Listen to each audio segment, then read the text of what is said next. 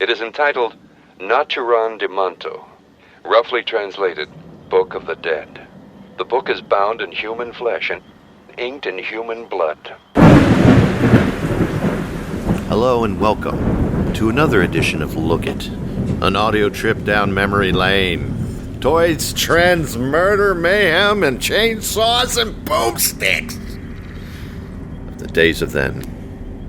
Tonight I have a special guest with me, Mr. Jeff DeMarco, to complete the search for the Deadites in S-Mart.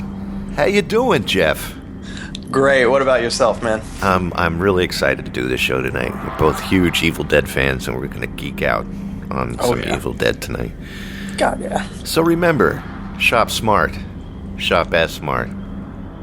Tonight's episode is titled Evil Dead. Why have you disturbed our sleep, awakened us from our ancient slumber? You will die, like the others before you. One by one we will take you.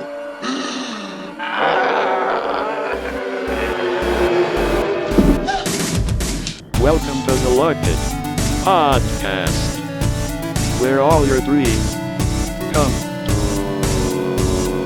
This is the show that takes you back, shows you around, and reminds you of the good old days. Now here's your host, Zerpiniger.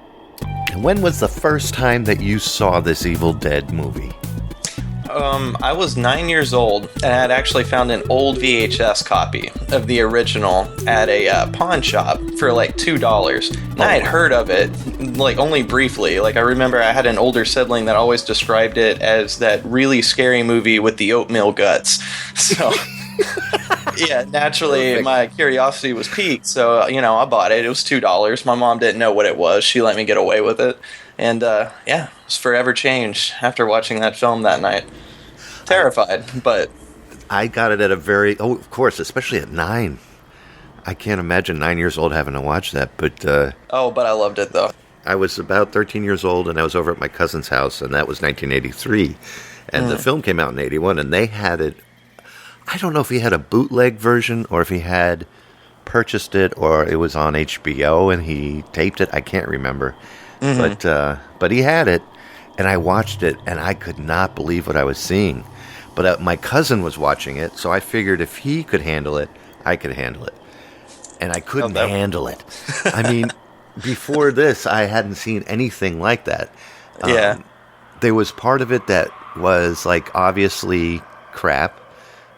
Because it Clash of the Titans had come out as well, and there was a lot of that animation, that claymation animation kind of thing. Yeah, that stop motion choppiness. Yes, and all of that. So when that happened, I was like, I recognize this, but they did a good job with this.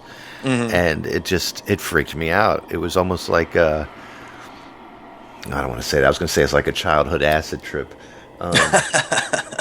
Well, That's a pretty good description for it, that's the best way to put it. It was like a childhood acid trip, and it was crazy. And it scared the crap out of me, but it also, I think, helped trigger many years of haunted houses for Halloween, and then a love of horror films. That I think, kicked it big time for me, because I was a huge Halloween fan. Right. And this was like Halloween in a film, just like Halloween night wrapped up in one big film. Oh, that's awesome. So it was like your first real push into the horror genre as a whole, then. Exactly. So let's get starting about the movies here, and we're going to go in order. I fear that the only way to stop those possessed by the spirits of the book is through the act of bodily dismemberment. Groovy. Evil Dead. First film was in 1981, as we said before, The Evil Dead. Sam Raimi directed this movie. Of course, it starred the beautiful Bruce Campbell, who we will talk incessantly about later on, and a bunch of chicks. They're not important. And for those who have not seen this movie, and it is a must, the film focuses on 5 college students vacationing in an isolated cabin in the remote wooded area, like every film since. And, was this really the start of that trope? I don't know if this was the start of it or not, but when I try to go back before it, I don't think there was much by way of woods and cabins that I can think of. If somebody can, please send us an email, and we'll find it. And there's a cabin in Night of the Living Dead, right? Night of the Living Dead, there was not a cabin. It was a nice old house. Oh, at the end, whenever they like barricade themselves in it, right? Am I remembering that correctly? I bet you are, and I'm not. I don't know. You might be, because I've not seen it but one time. I'm thinking of the big white house where the basement and then the main floor and then the upstairs is where they saw that one person eating. But I can't remember if there is. Maybe you're right. At the end, there is a barricaded thingamawhatsit. Maybe. I know that Sam Raimi mostly was a huge fan of the Three Stooges, but I don't know what horror movies triggered him into horror, because I really haven't heard him say much. But that's the basis, of course, for the first Evil Dead. So after getting in this cabin, they basically find this audio tape that plays. What's the chant? Isn't there a particular name for the chant? It's I think it's a bunch of jungled words that they came up with to make it sound like a chant. Like it was from the Necronomicon, I believe. Yeah, exactly, quote unquote. But it's like dictu morto mata mutum mutus, whatever. Yeah, And, so they play this chant, and it basically unleashes this legion of demons called Deadites. Spirits, too. Zombie-like demon creatures. I don't know. I was always confused as to what they were as a child, and then I learned just to go with it. But that's just what you got to do. Yeah, so essentially, the teens, one by one, slowly succumb to this possession, and all hell breaks loose in the cabin. Just a lot of gory fun. And pencils in the legs. Yeah. Oh, God, the pencil in the leg. That one messed with me pretty hard growing up. Switch to ballpoint pens, did you? Yeah, for a while. What's interesting, though, is Raimi and some of the cast, I don't know if it was the entire cast or not, I definitely know Bruce Campbell was involved, but they had produced like a short film prior to this called Within the Woods, essentially as like a... I think they used it as kind of like a calling card to kind of get people's attention and to help build interest for investors in the project. Right. And eventually they ended up, I think the budget's $90,000, and they were able to produce it. That is pretty damn awesome. Yeah. And I did not know any of that until you just told me that. I didn't know that there was a film to the film. Yeah, I think on some editions of the first one on re-release, you can actually watch the short film and the special features, but I'm not 100% on that. I wonder if I can find it on... I have the Evil Dead 2 Blu-ray, which I still haven't seen in its entirety. I just tucked it away. And there's a ton of extras, and I wonder if it's in that. That'd be pretty awesome. So this movie, of course, is written by Sam Raimi, produced by Rob Talbot, and directed by Sam Raimi. So the running time of this film, 85 minutes, came out October 15th in 1981, and it was at a budget of about $350,000 to $400,000 complete. Guess how much they made? $2.6 million at the box office. That's like 4 times the budget back. That's pretty successful. Yeah, I think he did a good job. The film was actually shot about 45 minutes from where I live right now. What? Yeah. Isn't that awesome? I've had friends that have been to the ruins of that cabin and taken bricks from the chimney and kept it as souvenirs. How much would you want to for one of those bricks? No, not even just one brick, but if not one brick, and I'll give you an address. If you could chip off a corner, I'll even take a corner of a brick, as not to take the brick from the person. That is awesome. Yeah, well, I plan on trying to go up there sometime soon, because like I said, it's just literally 45 minutes from where I'm living right now. It's just in the next town over, basically. My girlfriend goes to college there, so... Oh, wow. That's right, Morristown, Tennessee. Yes. Yes, please, if not, just a picture. I don't care. I'll get you a brick, my friend. Oh, this is like the best episode ever. Thank you. That would be beautiful. Yes. Wow. I almost forgot to tell you that. I was like, I gotta bring that up at some point. That's like the only cool thing about living here. You should have started the show with that. I should have. That's not something you forget. You just come in, hi, my name's Jeff, and I have a brick from... No. Thank you very much. That would be awesome. Oh, yeah. 4 years ago, in this quiet forest, in this cozy cabin, something happened. Something so frightening. Something so deadly. We prayed it would never happen again. Swallow your soul! Evil Dead 2, Dead by Dawn. The sequel, tagline Dead by Dawn, came out in 87, 6 years later. And it took more of the comedy approach, because the first one, like, you could tell they tried harder to take it seriously, but it kind of came off goofy anyway. And I think they picked up on that. So for the sequel, it's, you know, more full-blown comedy horror. Again, directed by Sam Raimi. I think it was co-written by someone this time, Scott Spiegel. Spiegel. You said Spiegel. Spiegel. Well, Mr. Spiegel, it's good to have you here. Yes. You sound a little German when you said that. Yeah. I'm not too good at flowing between voices. But again, it starred Bruce Campbell as Ash once more. And what's interesting about this one, it almost took a borderline remake approach. Did you notice that? Oh yeah, it's like they had to re-explain the whole thing, which was actually a very good idea for those who hadn't seen part one. I don't think that. In my personal opinion, I do not think that Sam Raimi knew how big the first one was. Oh yeah, for sure. I mean, how could you? You know? Yeah, I don't. And the underground fan base that he had. So my guess is when he started part two, he figured, why not just retell the entire story? You know, actually, I think I kind of prefer it that way. Like, Yeah. I like the fact that it's not just a straight sequel. It really does feel like you could totally start the franchise from that point and be completely fine. I mean, I loved the first one and I appreciate it a lot, but sequel really is just like everything it should have been and then some, you know? Right. And this time with the budget of $3.5 million, you have plenty of money to throw around to do it. Wow, that's substantially higher. I didn't even realize it was that much higher than the first one. Now, this time, of course, they filmed in Michigan, of course, as if I knew this, Michigan and North Carolina. And this was in 1986 when they started filming. The release in the United States took place on March 13th, nowhere near Halloween this time. So basically, this would be like your first quote-unquote summer film, maybe? Yeah. Spring, summer.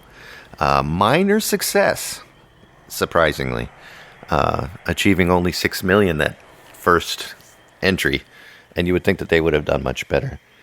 Yeah, you know, if you think about it, though, they still almost doubled their budget, so... Yeah, they did pretty well.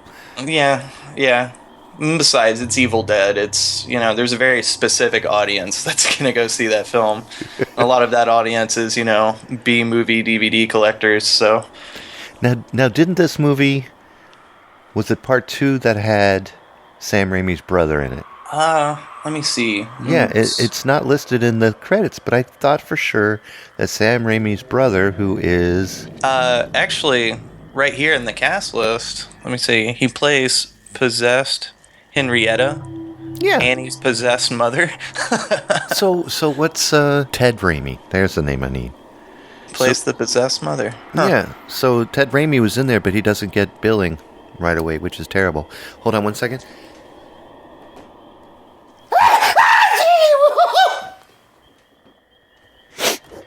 That was an interesting sneeze. That's Deadite sneeze I've been working on. Oh, nice. I want to swallow your Kleenex. But Ted Raimi appearing in that was the best character. And the stuff that he went through, I've watched the extras on the Blu-ray and seen that he would just take off the foot part of the costume and then just pour out gallons of sweat that he got super sick in the outfit, playing Henrietta's, the mom. Yeah. And just overheated. They used to put him in ice to, revive him because he was just so hot. He had more torment than Bruce Campbell did. Now, Bruce Campbell, as far as I know, that scar under his chin right here that you see, the indentation, as far as I know, that's from hitting himself in the face with plates. He cut his face open. Oh, wow. I didn't even know that. That's what I've heard. That's just some kind of trivia that could be true or not. That's insane, man. Yeah, and if you watch even today in his interviews, whatnot, you'll see a giant L on his chin. I'm going to be looking for that now. Yep. Later on, I'm going to look that up on YouTube. Yeah. That's crazy. I could be full of crap. Those who think I'm full of crap, you're probably right. But that's what I've always heard. This was distributed by Rosebud, Embassy Communications, De Laurentiis Entertainment Group, and Palace Pictures, which is a foreign company. But this is everybody that gave good old Sam the money to do it, and I'm glad they did. Just from a cinematic standpoint, you know how you were talking about how one of Sam Raimi's biggest inspirations was the Three Stooges? Yeah. I think it's interesting that so much of that comes out in this film in particular, with all the slapstick comedy. Like, it's really heavy in this one. Like, I can't remember if Army of Darkness had more in it. Like, I know Army of Darkness was goofier. Yes. But I don't know, man. Like, the sequel really feels like the Three Stooges mixed in with, you know, horror. Hardcore horror. Yeah. Well, yeah, that is very prevalent in this film as well, part 2, because him just going crazy in that place and all the wall.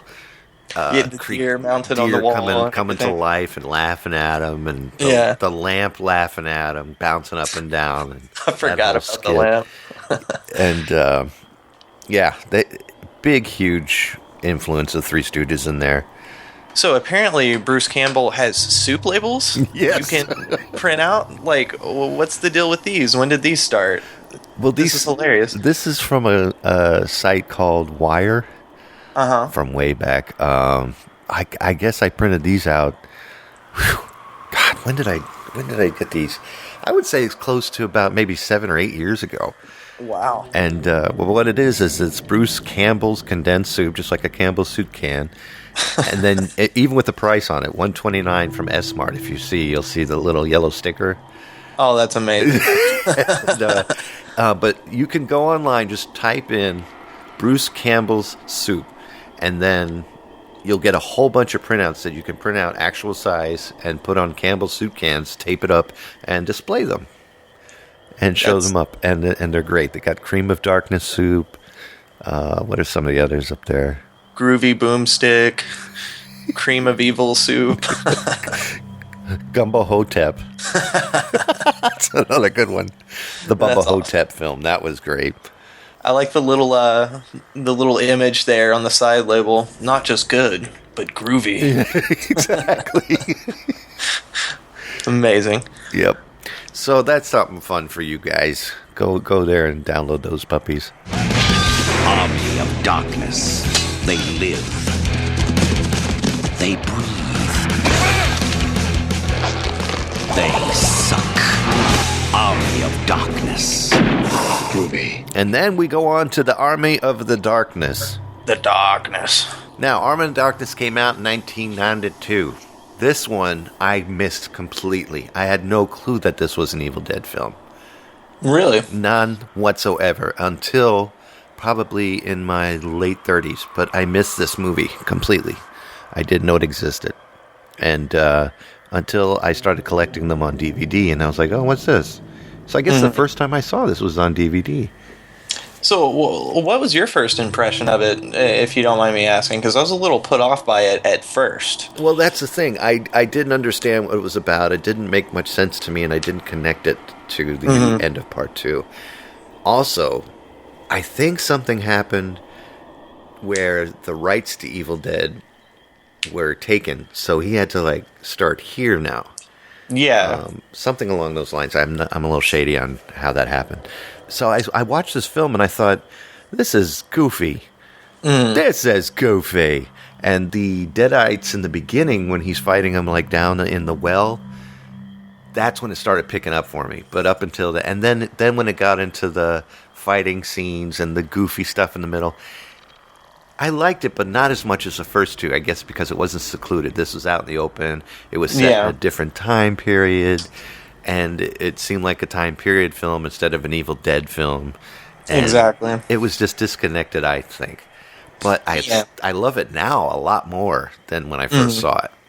It's something that grows on you with subsequent viewings, because I agree with you in the sense that it seems not as secluded, like you said. It's a really good way of looking at it, because that kind of removes the edge, I suppose. Because even the second one, even though it was pretty goofy, it was still a horror film.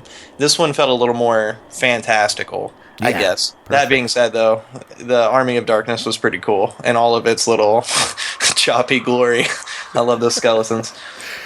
Well, and Ivan Raimi and Sam wrote this. There's a whole bunch of Raimi brothers, which is good. Yeah. It's good when you have family that helps you out on something. Oh, yeah. One of them's a doctor. I believe it's Ivan Raimi, but he's actually a doctor in his day job, and he just writes movies on the side. Well, that's pretty awesome. I did not isn't know that crazy? And that's a good thing with all the crap that they put poor Bruce Campbell through. Yeah, exactly. Whacking him with tree branches in part 1, whacking him with plates in part 2, and then in this one, he's just thrown all over the place. He's got to love it, though. I mean, he keeps coming back to it, so Exactly. he probably has a ball. Well, Army of Darkness premiered on October 9th in 1992, again towards Halloween, which is great. It grossed $21.5 million total. Over, Oh wow! I didn't realize it made that much. Yep. That's And pretty it crazy. Had an $11 million budget, so they kind of got their money back. Well, they got their money back and then some, but Yeah. why did I say that? Why? So they got their money back and then some. My math is terrible. For those that don't know, I just edited out about a $10 million difference. It's all right. It's okay. I'm definitely not on the ball with it this morning either. I'm working on it. Now, this film was dedicated to an Ivan Shapiro who died during the film's production in 1989 on New Year's Day. God bless you, Mr. Shapiro. He actually produced the first Evil Dead. Oh, man. What's also interesting is he used to produce films for Martin Scorsese, Stanley Kubrick, George A. Romero.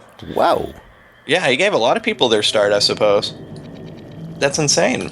Wow. Now there's your connection with Sam Raimi and George Romero. Yeah.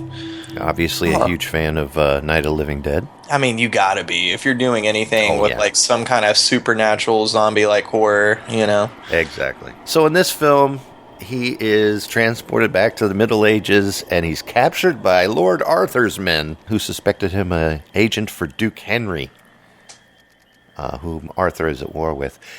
And great work on all of the makeup and that stuff. Oh, yeah. Like, even if I'm not as big of a fan of the setting, props to Sam Raimi for pulling it off, going from these little low-budget cabin movies to a big period piece. It's kind of impressive, even if you're not a huge fan of the direction. I mean... Yeah. All right. Quick quid pro quo, my friend. Well? Okay. One thing. Tell me, this is a trivia question for you, Jeffrey. Oh, goodness. Do you like the name Jeffrey?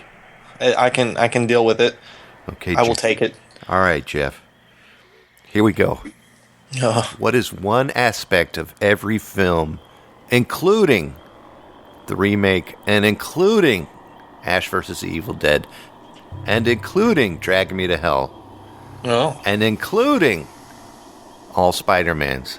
Oh. What do all of those have to do with each other? What is the one constant? Bruce Campbell? No. Bruce Campbell? No. No? Very close, though. Because Bruce Campbell was not in the remake of Evil Dead. What was in all of those? What is one thing that has been in every single one of those films? You got me.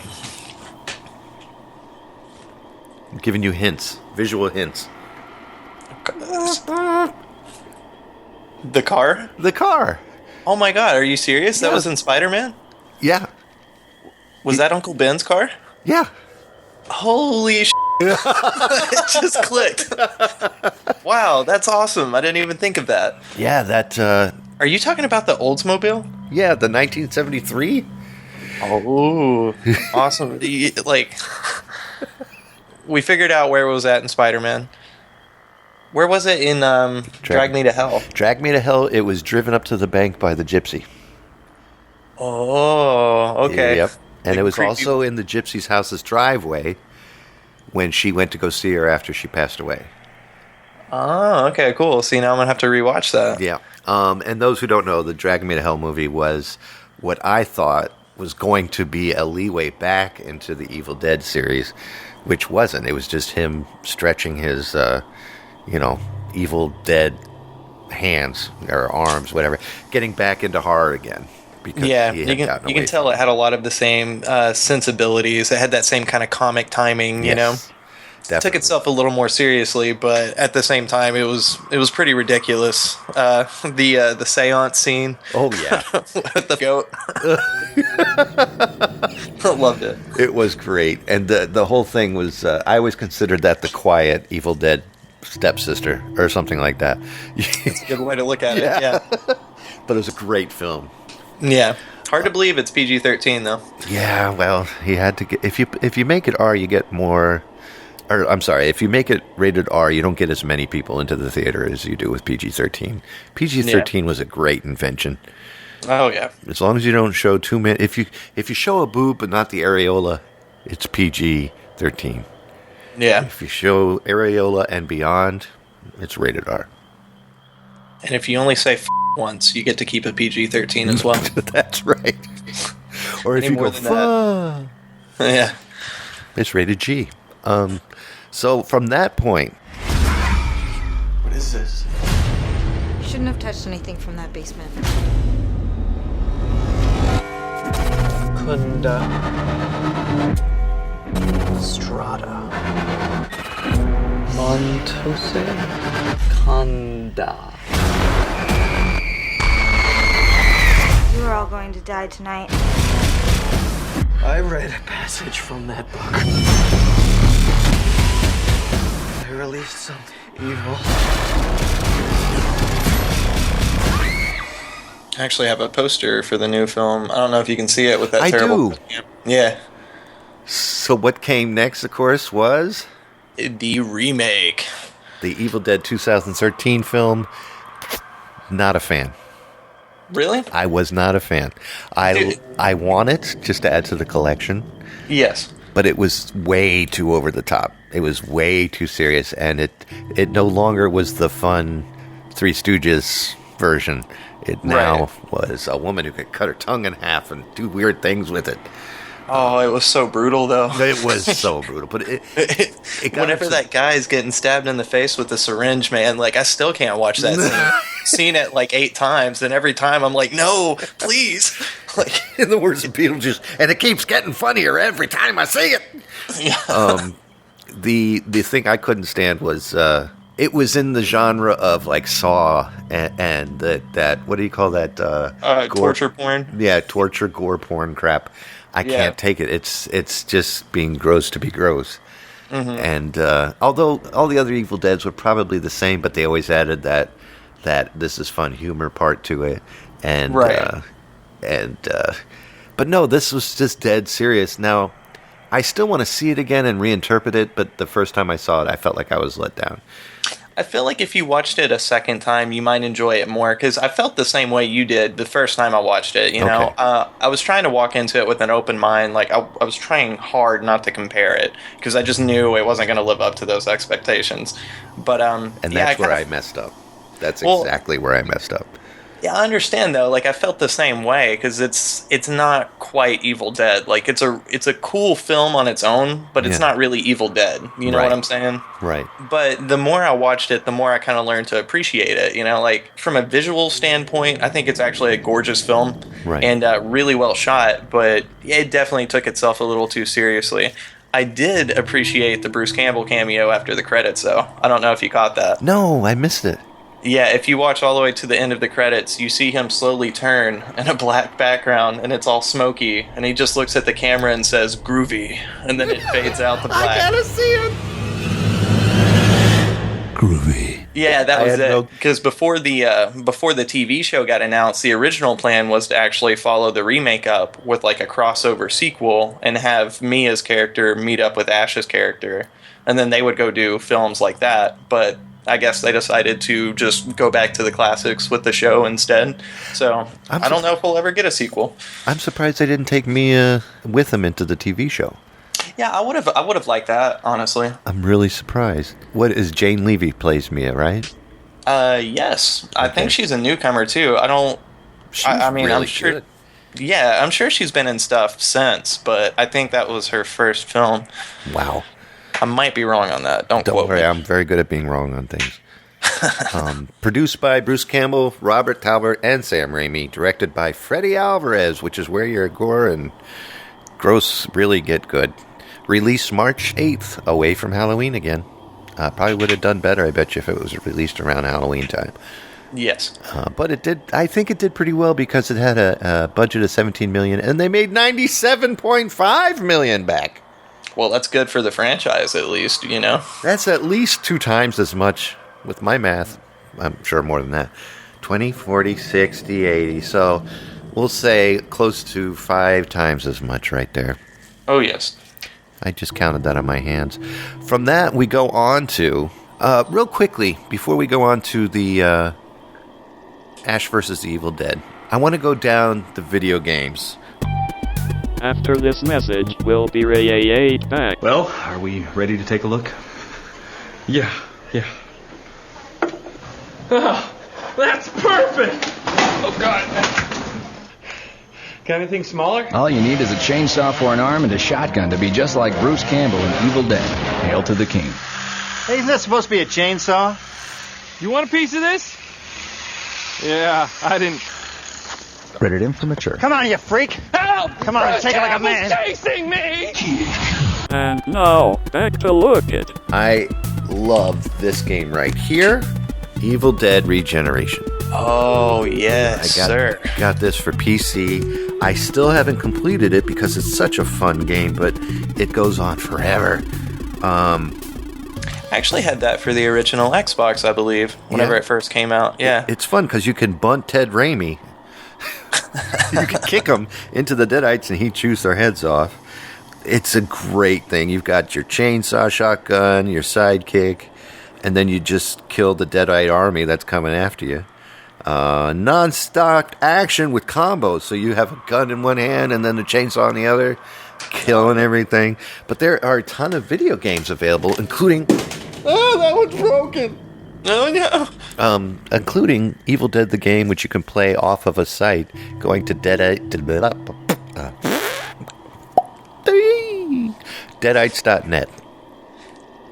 And you can play Army of Darkness Defense, or you can play Evil Dead the game, which is like a Flash game. That's awesome. But above that, you'll find all of the old video games. And the very first one was Evil Dead. And it was Who Will Join the Evil Dead Next? And that was like a really early PC game. Then came Hail to the King.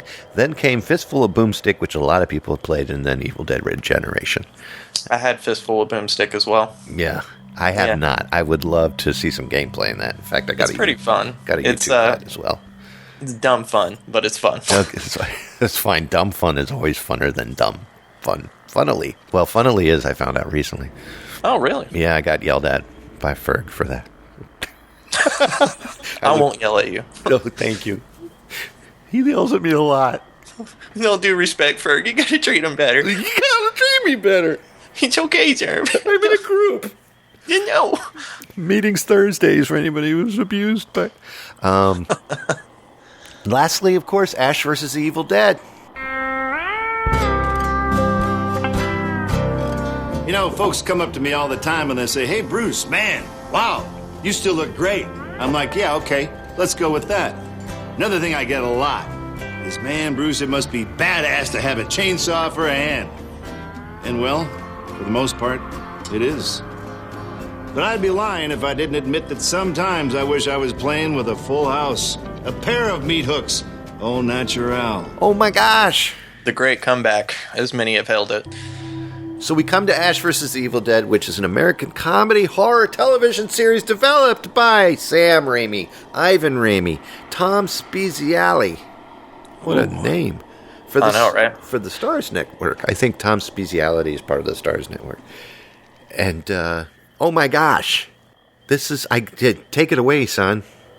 What do you think? I mean, what can you say, man? It's exactly what you wanted from the remake that you didn't get. That you're getting like tenfold now every year. Yeah. I mean, it's like every Evil Dead fan's dream. And what blows my mind is it works so well for a TV show, you know? Like, because I was kind of worried about that, you know, like if they could serialize it properly, but my God, they did. They absolutely did. They just finished making season 2, and I'm learning this from an interview with Bruce Campbell that I've heard on the Nerdist podcast. Great podcast. For those of you who listen, go to the Nerdist podcast and listen to the latest Bruce Campbell interview. They're signed up for 2 more seasons. That's great. So 4 seasons, and he's wondering what are they going to talk about. But he says we'll keep making them as long as they keep throwing money at him. Yeah. This is just, I can't say enough about this show. Like you said, they just do an amazing job continuing everything. They've gone back to the cabin, then they go to the hometown in part 2, and his father is played by none other than the $6 Million Man, Lee Majors. Oh, that's so amazing. And Lucy Lawless is in this. She does a great job playing her part. Just an amazing cast. Really well done. Mm-hmm. You just can't say enough. And guess what's in this one as well? The car is back and is used frequently. Oh, yes. I keep wondering. I know the original Sam has, but I think what they've done is built like 60 more just in case for this, that, and the other. Unless they just keep rebuilding the same engine. I can't remember the answer to that. That'd be pretty amazing if they did. Yeah. But it's probably just duplicates. We can dream, though. Yeah, we can. Yeah. So, unfortunately, I think we're at the end of our Evil Dead show. Oh. I do want to throw in the fact that if you guys really want to learn how Evil Dead 1 was made, there's a book I have, Bruce Campbell's If Chins Could Kill, Confessions of a B-Movie Actor. And you can tell by his face how young he was when this came out.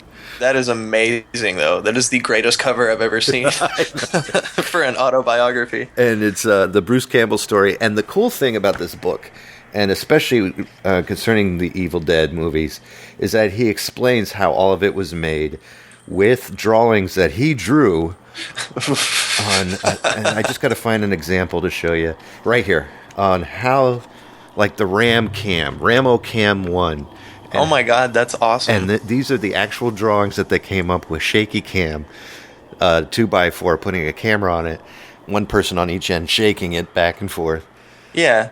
The elevator, which is they would tie the actor to another 4x8, and then two shemps, they called them, would push down on one end while the actress bobbed up and down and says, "We're gonna swallow your soul."